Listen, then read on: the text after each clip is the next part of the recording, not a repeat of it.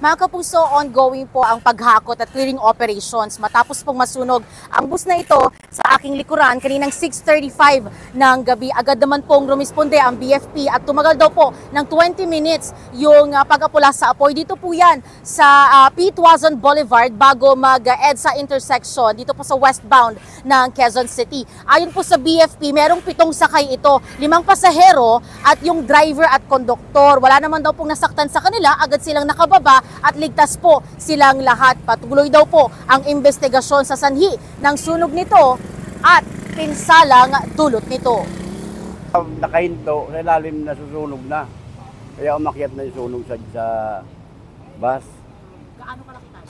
Malaki talaga. Maitim na usok.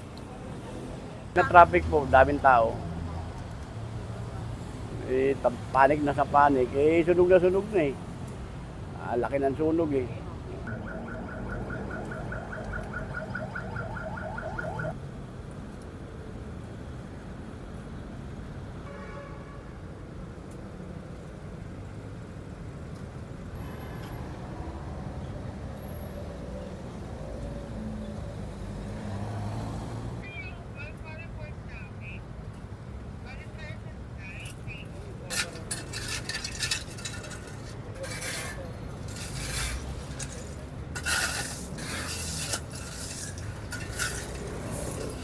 Mula po dito sa Quezon City, EJ Gomez para sa GMA Integrated News.